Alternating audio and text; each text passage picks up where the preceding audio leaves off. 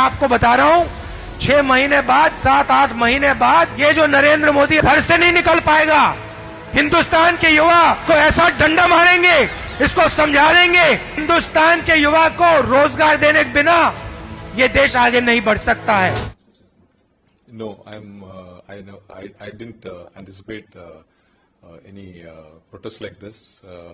This is a scheme in which जितने भी युवा लड़के हैं जो कहते रहते थे कि इंडियन आर्मी, अब काफ़ी अच्छा सुनहरा मौका है उन लोगों के पास, और हमारे इंडियन आर्मी और भी मजबूत हो जाएगी इन युवा लड़कों को पा करके। सराहनीय कदम है और युवाओं के लिए काफ़ी सुनहरा मौका है। रिक्रूटमेंट का एक और नया प्रोसेस लाया गया है सरकार के द्वारा, और मेरे समझ से वैकेंसीज बढ़ेंगी इससे, और नंबर ऑफ रिक्रूट्स जो हैं वो भी बढ़ेंगे। जो अग्निपथ योजना बनाई गई है वो युवाओं के लिए खूब लाभदायी है, उनसे कई सारी अपॉर्चुनिटी खुलती है, और खास जो आर्म फोर्स में जाना चाहते हैं उनके लिए सबसे बड़ी अपॉर्चुनिटी है। 2 फायदा है हमको, हमारे जैसे यंगस्टर्स को। प्रथम ये कि हम आर्म्ड फोर्सेस में भी जा सकते हैं, और आर्म्ड फोर्सेस में जाने के बाद हम हमारे देश की सेवा भी कर सकते हैं। एंड दूसरा जो सबसे बड़ा जो फ़ायदा जो मेरे को ऐसा लगता है कि वो ये है कि हमारा सेल्फ डेवलपमेंट, मोटिवेशन ये स्कीम के तहत हमको वो मिल सकता है। युवाओं के लिए बहुत लाभदायक होने वाली है, और सारे युवाओं का सपना है कि फौज में जाएं, देश की सेवा करें। So it's that everyone, when you enter into this scheme, you will be allowed, you will be having an opportunity to serve as the defense personnel are serving our country. सेवा निधि का यूज़ कर सकता हूँ, तो उसमें मैं अपनी family की हेल्प कर सकता हूँ, और भी अगर मेरे को कुछ करना है इन फ्यूचर तो मैं उसका यूज़ कर सकता हूँ। नमस्कार, आप सभी का स्वागत है एजुकेशन इंडिया में। तो अग्निपथ स्कीम को लेकर आखिर बवाल क्यों हो रहा है? कौन है इस बवाल का गुनहगार? क्या अग्निपथ को सियासी अग्निवीर जो लथपथ करें? क्या अग्निपथ के रास्ते में सियासी अग्निवीर आग के शोले के अड़ंगे डालें? और क्या सियासी अग्निवीर जो कि नौजवानों को भड़काने का काम करें? तो आज के इस वीडियो में आप सभी को जो है अग्निपथ स्कीम को लेकर हो रहे दंगे फसाद के बारे में पूरी जानकारी बताएंगे, यानी कि इस विवाद के बारे में कंप्लीट जानकारी देंगे कि आखिरकार अग्निपथ स्कीम को लेकर कौन सही और कौन गलत है। क्या अग्निपथ स्कीम को लेकर जो दंगे हो रहे हैं उसमें छात्र जिम्मेदार है या विपक्ष जिम्मेदार है या फिर सरकार जिम्मेदार है? तो कंप्लीट जानकारी आज के इस वीडियो में आप सभी को दी जाएगी फैक्ट्स के साथ, तो इसलिए आप इस वीडियो को पूरा देखें। लेकिन उससे पहले आप सभी से हम एक छोटा सा सवाल पूछना चाहते हैं कि क्या आप अग्निपथ योजना से खुश है या फिर नहीं? इसका जवाब हाँ या फिर ना में कमेंट बॉक्स में कमेंट करके अवश्य दे। लेकिन ये जवाब लिखने से पहले आप इस वीडियो को पूरा देखें ताकि आपको पता चले कि क्या अग्निपथ योजना गलत है या फिर सही। तो चलिए अभी इस वीडियो को शुरू करते हैं। तो सबसे पहले बात करें कि छात्र आखिरकार क्यों उग्र हुए और छात्र क्यों आक्रोशित होकर प्रदर्शन करे हैं। तो पहला पॉइंट है कि 4 साल की तैयारी के बाद 4 साल की नौकरी मिलेगी और फिर बेरोजगार फिर से हो जाएंगे, यानी कि बेरोजगारी फिर से उन्हें मिल जाएगी। और यहां पर दोस्तों बेरोजगारी फिर से उन्हें मिलेगी, और इसी बात का डर है और इसी वजह से लगातार जो है प्रदर्शन किया जा रहा है छात्रों की ओर से। वही कोरोना के नाम पर देश में भर्ती रैलियां नहीं हुई, लेकिन इसी दौरान बंगाल, उत्तर प्रदेश, पंजाब, उत्तराखंड, मणिपुर और गोवा जैसे राज्यों में बड़ी चुनावी रैलियां भी हुई और चुनाव भी हुए। और यहां पर दोस्तों जहां चुनाव हो सकते वहां पर भर्तियां भी हो सकती थी, लेकिन भर्तियां सरकार ने नहीं कराई और अपने फायदे के लिए चुनाव करवा दिया। और यह बात यहां पर दोस्तों मन में खटकी है युवाओं के, और इसी वजह से कहीं ना कहीं कहा जा रहा है कि युवा आक्रोशित हो चुके और वह भी सड़कों पर उतर चुके, चक्के जाम करवा रहे हैं। वहीं फिजिकल और मेडिकल के बावजूद कम से कम 10 रैलियों को अधूरा छोड़ा दिया गया, अब उन्हें रद्द भी कर दिया जा चुका है। यानी कुल मिलाकर दोस्तों सरकार ने एक षड्यंत्र के तरह छात्रों को फंसाया है, और ये यहां पर दोस्तों युवा कह रहे हैं। वहीं अग्निवीरों की बिल्ले, बैच और चिन्ह समेत रैंक भी अब अलग हो जाएगा, और युवाओं को अब डर है कि इससे भेदभाव सेना में बढ़ जाएगा। और यहां पर दोस्तों ये भी बड़ा डर सता रहा है उनके मन में। इसके अलावा 4 साल की नौकरी के बाद छात्र जब वापस घर आएंगे तो समाज के लोग उनसे ये भी कह सकते हैं कि तुम में दम नहीं था, इसलिए सेना में से तुम्हें सरकार ने यानी कि सेना ने निकाल दिया। और ऐसी बातों से युवा मानसिक रूप से प्रताड़ित हो सकते, इस बात का भी उन्हें डर है। और ऐसे में कुल मिलाकर दोस्तों ये कुछ कारण है जिसकी वजह से छात्र उग्र हो चुके हैं। वहीं आप सभी को बता दें कि बिहार, तेलंगाना, उत्तर प्रदेश, हरियाणा और राजस्थान में जो है हिंसक प्रदर्शन हो रहे हैं, यानी कि लगातार प्रदर्शन उग्र होते जा रहे हैं। इसका कारण यह है कि उत्तर प्रदेश, हरियाणा, बिहार और राजस्थान जैसे राज्यों में सबसे ज्यादा बेरोजगारी दर है।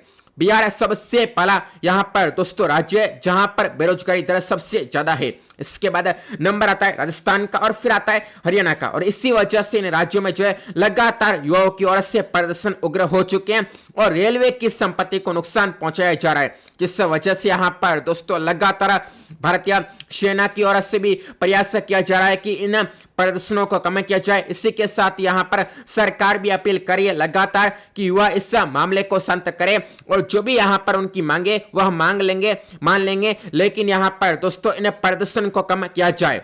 अब सरकार क्या कह रही है इस प्रदर्शन को लेकर, यानी कि प्रदर्शन होने पर सरकार ने क्या बात अपनी रखी है, तो वह आप सभी को सुनाते हैं।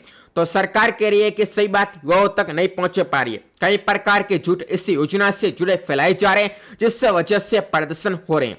वहीं गृह मंत्री अमित शाह ने आज ट्वीट के जरिए कहा कि इस निर्णय से बड़ी संख्या में युवा लाभान्वित होंगे और अग्निपथ योजना के माध्यम से देश सेवा व अपने उज्जवल भविष्य की दिशा में आगे बढ़ेंगे। इसके लिए नरेंद्र मोदी जी का आभार व्यक्त करता हूं। एक अन्य ट्वीट में उन्होंने कहा कि पिछले 2 वर्ष से कोरोना महामारी के कारण सेना में भर्ती प्रक्रिया प्रभावित हुई थी और इसलिए प्रधानमंत्री श्री नरेंद्र मोदी जी ने अग्निपथ योजना में उन युवाओं की चिंता करते हुए पहले वर्ष उम्र सीमा में 2 वर्ष की रियायत देकर उससे 21 साल से 23 साल करने का संवेदनशील निर्णय लिया गया है। यानी कि यहाँ पर दोस्तों सरकार अपने पुराने फैसले से थोड़ी झुकी है लेकिन पूरी नहीं झुकी है। यहाँ पर उम्र को बढ़ाया गया, वो भी 1 साल के लिए। और यहां पर दोस्तों ऐसे में छात्र इससे बड़ी जीत मान रहे, युवा इससे बड़ी जीत मान रहे और इसी वजह से आज प्रदर्शन और भी उग्र हो चुके हैं। बिहार में देखें, उत्तर प्रदेश में देखें, तेलंगाना में देखें तो आप देखेंगे कि इन राज्यों में जो है रेलवे की जो संपत्ति है उसको नुकसान पहुंचाया जा रहा है। कई जगह ऐसी खबरें मिली है कि बीजेपी के कार्यालय में घुसकर मारपीट की गई है, बीजेपी के नेताओं को जलाने का प्रयास किया गया, यानी किस कदर युवा यहां पर भड़क चुके हैं। ऐसे में यहां पर दोस्तों लगातार जो है सरकार अपील कर रही है कि आप इस मुद्दे को शांत करें, जो इस हिंसा को रोके, अहिंसा के मार्ग पर चलते हुए प्रदर्शन करें। और हमारी भी यहां पर दोस्तों सभी युवाओं से यही अपील है कि हिंसा के मार्ग को छोड़ अहिंसा के मार्ग पर चलते हुए यहां पर प्रदर्शन करें। वह बात करें कि यहां पर दोस्तों अग्निपथ योजना को लेकर कुछ तथ्य यहां पर सामने आ रहे हैं जो कि सरकार कह रही थी कि ये झूठ थे और अब सच बात क्या है। तो यहां पर दोस्तों जो सरकार ने बातें क्लियर की है उसमें यह कहा गया है कि मित्रता की सशस्त्र बलों की क्षमता अग्निपथ योजना से प्रभावित होगी। तो सरकार ने यहां पर दोस्तों तथ्य रखा है कि यह व्यवस्था अधिकांश देशों में पहले से मौजूद है। आप सभी को बता दें कि इजराइल की सेना आज जो है पूरे विश्व में सबसे अच्छी सेना कही जाती है, ताकतवर सेना कही जाती है और उस देश में भी अग्निपथ स्कीम की तरह जो है सेना में भर्ती किए जाते हैं युवा। और इसी वजह से यहाँ पर दोस्तों भारत देश भी ऐसी अग्निपथ स्कीम के तहत युवाओं की भर्ती करना चाहती है ताकि भारत देश की सेना भी पूरी तरह से ताकतवर हो।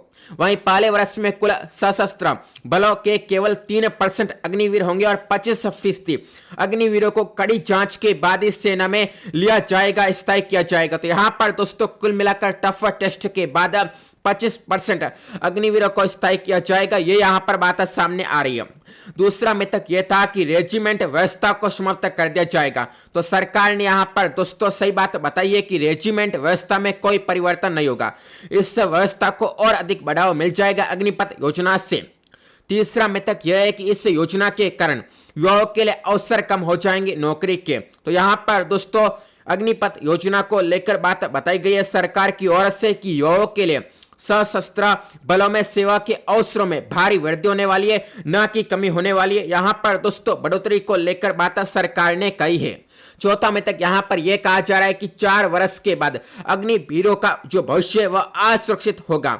तो यहां पर दोस्तों जो तथ्य रखा है सरकार ने उसके अनुसार व्यापार के इच्छुक युवाओं को जो वित्तीय पैकेज और आसान बैंक ऋण की सुविधा 4 वर्ष के बाद यानी कि अग्निवीरों को 4 वर्ष के रिटायरमेंट के बाद दी जाएगी। वहीं नौकरी के इच्छुक युवाओं को जो है पैरा मिलिट्री फोर्स और पुलिस की भर्ती में प्राथमिकता मिलेगी, दी जाएगी, इसको लेकर भी कहा गया है। और उत्तर प्रदेश पुलिस और मध्य प्रदेश की पुलिस ने इसका खुद ऐलान भी किया है। पांचवा में तक यह था कि 23 वर्ष के युवा सेना के लिए अपरिपक्व और अविश्वसनीय होते हैं। तो सरकार की ओर से यहां पर कहा गया है कि दुनिया भर की अधिकांश सेनाएं अपने युवाओं पर निर्भर करती है और अनुभवी लोगों की तुलना में युवाओं की संख्या अधिक नहीं होगी। युवाओं और अनुभवी सुपरवाइजर रैंक का अनुपात 50% का रहेगा। आप सभी को बता दें कि इस समय जो है भारत की सेना की औसत आयु 32 वर्ष है, जो कि अमेरिका, जर्मनी जैसे राज्यों से काफी ज्यादा है। और इसी वजह से यहाँ पर दोस्तों भारत की सेना काफी कमजोर भी कही जाती है अमेरिका, जर्मनी जैसे राज्यों से यहाँ पर दोस्तों तुलना करें तो। वहीं अभी आप सभी को जो एक बयान सुनाते हैं राजनाथ सिंह का, जो कि आज उन्होंने कहा अग्निपथ योजना को लेकर, जो कि आप सुनिए। क्या कहना चाहेंगे, क्योंकि आंदोलन अभी भी चल रहे हैं, जो छात्र हैं या जो लोग भर्ती होना चाहते हैं। केंद्र सरकार द्वारा घोषित की गई अग्निपथ योजना भारत के नौजवानों को देश की रक्षा व्यवस्था से जुड़ने और देश की सेवा करने का एक सुनहरा अवसर देता है। अग्निवीर हूं, यह उनकी ताजिंदगी के लिए पहचान बन जाती है। पिछले 2 साल से सेना में भर्ती की प्रक्रिया न होने के कारण बहुत से नौजवानों को सेना में भर्ती होने का अवसर नहीं मिला। यह सच्चाई है। इसलिए युवाओं के भविष्य को ध्यान में रखते हुए और उनके प्रति संवेदनशीलता दिखाते हुए प्रधानमंत्री जी के अनुमोदन पर सरकार ने फैसला किया है कि अग्निवीरों की भर्ती की आयु सीमा को इस बार बढ़ाकर 21 से 23 वर्ष कर दिया जाए। यह वन टाइम रिलैक्सेशन दिया गया है। इससे बहुत सारे नौजवानों को अग्निवीर बनने की पात्रता स्वतः मिल जाएगी। और मैं यह भी कहना चाहता हूं कि भर्ती प्रक्रिया कुछ ही दिनों में प्रारंभ होने जा रही है। मैं सभी नौजवानों से अपील करता हूं कि सेना में भर्ती होने की वह तैयारी करें और इसका पूरा लाभ उठाएं। धन्यवाद। वही दोस्तों राजनाथ सिंह का यह बयान पूरी तरह से बता रहा है कि अग्निपथ योजना आप सभी के भविष्य के लिए बहुत ही सुरक्षित होने वाली है, सेफ होने वाली है। वहीं यहाँ पर आप सभी को कुछ और फैक्ट्स बताते हैं जो कि अग्निपथ योजना से जुड़े हुए हैं। तो हर साल सेना 20,000 की भर्ती करती है, जो कि स्वीकृत है। यानी कि यहाँ पर दोस्तों जो हर बार हमको देखने को मिलती है 20,000 की भर्ती वह आती रहती है, लेकिन यहाँ पर दोस्तों वह अभी 20,000 की भर्ती नहीं आएगी स्थायी वाली।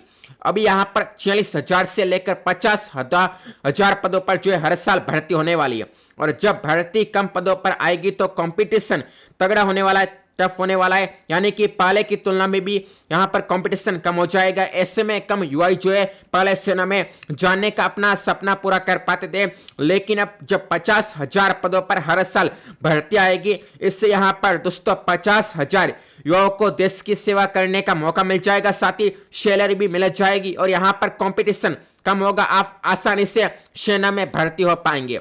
हालांकि वो बात अलग है कि आप जब स्थायी होंगे तो वहां पर कंपटीशन तगड़ा होने वाला है। तो यहाँ पर दोस्तों हर साल के बैच में से 25% को स्थायी किया जाएगा, यानी लगभग 12,000 के आसपास हर साल स्थायी किए जाएंगे हर बैच में से। और मान लीजिए कि ये 12,000 वही है जो पहले वाली भर्ती होते थे, क्योंकि इसमें पहले की तरह आपकी सेवा 15 साल और ज्यादा होगी। 4 साल के अलावा इसमें वही स्थायी होगा जो जी जान से कड़ी मशक्कत करेगा अपने 4 साल के सेवा काल के दौरान। यानी कि पूरी तरह से कहा जाए कि जो कड़ी मशक्कत करेगा, जो पूरी तरह से सेना में अपना पसीना बहाएगा, उसी को जो है स्थायी किया जाएगा। वही 4 साल की भर्ती से जो सिपाही या अग्निवीर स्थायी होगा वो पूरी तरह फिट होगा, जिससे देश की सेना और मजबूत होगी, क्योंकि इसमें 50,000 पहले चुने अग्निवीरों में से 12,000 को चुना जाएगा जो कि पूरी तरह फिट होने वाले हैं। वहीं आप सभी को बताते हैं कि आखिरकार क्यों अग्निपथ योजना को सरकार को लाना पड़ा है, आखिरकार ऐसी क्या जरूरत सरकार को आन पड़ी कि अग्निपथ योजना को सरकार को लाना पड़ा और युवाओं के सामने इस स्कीम को पेश करना पड़ा। तो आप सभी को बता दें कि इस समय कुल रक्षा बजट का 28% हिस्सा सेना के जवानों की सैलरी पर खर्च होता है और 26% हिस्सा भूतपूर्व सैनिकों की पेंशन पर खर्च होता है। ऐसे में भारत की सेना का आधा बजट यहां पर खर्च होकर चला जाता है, जो कि यहां पर दोस्तों पूरी तरह से भारतीय सेना के लिए कई प्रकार के रक्षा सौदे करने पर सरकार को दिक्कतें पैदा करता है और इसी वजह से यहाँ पर दोस्तों अग्निपथ स्कीम को लाना पड़ा है। वही अग्निपथ योजना से पहले भी जहां पर सरकार ने भारत के आधुनिक रूप को लाने के लिए कई प्रकार की योजनाएं लाई थी, जैसे कि जीएसटी को लाना, कृषि कानून को लाना, CAA को लाना, तभी यहां पर दोस्तों देश भर में विरोध हुए थे। वहीं अब आप सभी को जो हमने सवाल पूछा था उसका जवाब आप हाँ या फिर ना में कमेंट बॉक्स में कमेंट करके दे दे कि आपको अग्निपथ स्कीम अच्छी लगी या फिर नहीं। वही विपक्ष इस स्कीम को लेकर क्या कह रहा है तो वो भी आपको बताते हैं। तो राहुल गांधी ने कई ट्वीट किए, लेकिन कहीं पर भी अग्निपथ स्कीम से जुड़े यहां पर दोस्तों ट्वीट में उन्होंने ये नहीं कहा कि युवाओं को शांति से प्रदर्शन करना चाहिए और हिंसा रोकनी चाहिए। इसको लेकर यहां पर दोस्तों उन्होंने कहीं पर भी समर्थन वाला ट्वीट नहीं किया। यहां पर दोस्तों उन्होंने हिंसा रोकने की कहीं पर भी बात नहीं की है। यहां पर दोस्तों आम आदमी पार्टी का ट्वीट बता दे तो आम आदमी पार्टी और अरविंद केजरीवाल ने भी अग्निपथ स्कीम से जुड़े कई ट्वीट किए, लेकिन अरविंद केजरीवाल जी ने भी कहीं पर विरोध प्रदर्शन शांतिपूर्ण तरीके से करने को लेकर अपील नहीं की। अखिलेश यादव जो कि यहां पर उत्तर प्रदेश की प्रमुख विपक्षी पार्टी सपा के प्रमुख हैं, उन्होंने भी अपने ट्वीट किए अग्निपथ स्कीम को लेकर, लेकिन उपद्रव घटनाओं पर लगाम लगाने की अपील इन्होंने भी नहीं की। इससे यहां पर दोस्तों बाद से वो भी हिचकिचाते नजर आए कि यहां पर दोस्तों विरोध प्रदर्शन पर जो हिंसा वाले हो रहे हैं उन पर लगाम लगनी चाहिए। अखिलेश जी ने तो यहां पर मोदी जी को सेना का ठेकेदार तक कह दिया कि यहां पर ठेके पर अब सेना को चलाएंगे मोदी जी। वहीं तेजस्वी यादव जो कि आरजेडी के सुप्रीमो है और लालू के लाल है, वह यहां पर दोस्तों कई ट्वीट के माध्यम से मोदी सरकार को अग्निपथ योजना से जुड़े यहां पर मामले को लेकर घेरने के प्रयास में रहे, लेकिन यहां पर दोस्तों इन भाई साहब ने युवाओं से शांति की अपील नहीं की। इन्होंने भी यहां पर दोस्तों युवाओं को सार्वजनिक वस्तुओं से तोड़फोड़ नहीं करनी चाहिए, इसको लेकर छोटा सा भी आग्रह नहीं किया। आप सभी को बता दें कि जिस राज्य में सबसे ज्यादा अग्निपथ को लेकर दंगा भड़का हुआ है वहां पर दोस्तों बिहार राज्य ही है। बिहार राज्य में भी विपक्ष यहां पर दोस्तों युवाओं को शांत कराने की मूड में नहीं दिख रहा है। कुल मिलाकर विपक्ष अग्निपथ स्कीम के नाम पर युवाओं के साथ खड़े होने की बात कर इस अग्निपथ की आग में अपनी राजनीति की रोटियां सेकने का काम करा और अपने वोट बनाने का काम करा है। युवा जो उग्र हुए उन्हें शांत कराने का काम सरकार अपने स्तर पर करी है, लेकिन जो प्रमुख विपक्षी पार्टियां है वह अपने स्तर पर काम यहां पर नहीं कर पा रही है। खैर ये सब बात छोड़िए, अभी हमारे यहाँ पर दोस्तों आपस सभी से यही निवेदन है कि गांधी जी के अहिंसा के मार्ग पर चलते हुए प्रदर्शन कीजिए और जो भी आपकी मांगे जो सरकार से आप मनवाना चाहते हैं उनका शांतिपूर्ण तरीके से समर्थन करते हुए सरकारों के कानों तक उन मांगों की आवाजों को पहुंचाइए और यहाँ पर दोस्तों शांतिपूर्ण तरीके से अपना प्रदर्शन जारी रखिए। वहीं अंत में आपस सभी से यही कहेंगे कि आपके इस प्रदर्शन से दूसरी आम जनता भी परेशान हो रही है और वह भी यहाँ पर दोस्तों कहीं न कहीं आपके इस प्रदर्शन की मार को झेल रही है, क्योंकि यहाँ पर दोस्तों रैली भी प्रभावित हो रही है आपके इस प्रदर्शन की वजह से। बताया जा रहा है कि आज 35 से 37 रैली थी जो कि रद्द की गई। इसके अलावा 200 से भी ज्यादा ट्रेनें थी जो कि यहाँ पर प्रभावित हुई है। तो यहाँ पर दोस्तों हम आपसे यही कहेंगे कि आप शांतिपूर्ण तरीके से अपना विरोध प्रदर्शन जारी रखें। तो आज के इस वीडियो में बस इतना ही था। आप सभी का वीडियो को देखने के लिए धन्यवाद और यहाँ पर कमेंट बॉक्स में आप कमेंट करके अवश्य बताइए कि आप अग्निपथ स्कीम से खुश है या फिर नहीं। तो आप सभी का वीडियो को देखने के लिए धन्यवाद। जय हिंद, जय Bharat. No, I didn't anticipate any protest like this. This is a scheme in which I was part of the initial planning team and I worked on it for almost a year and a half, and I now see the scheme coming to a completion and introduction into the armed forces. It's a transformational scheme, as I said. It will transform the armed forces in many ways. It is I would say the single biggest human resources management transformation that has ever happened in the Indian military. And this is beneficial for the country, it is beneficial for the youth because it opens up more opportunities. I think the protests are because of misinformation and misunderstanding of the scheme, where earlier one person used to get an opportunity to serve in the armed forces. Now probably 3 times that number, maybe 4 people will get an opportunity to serve in the armed forces. So, only thing is, he will serve for a shorter duration initially.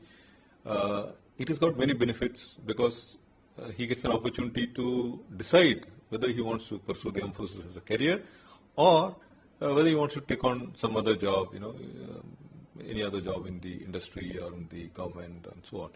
So it's a very important time. Imagine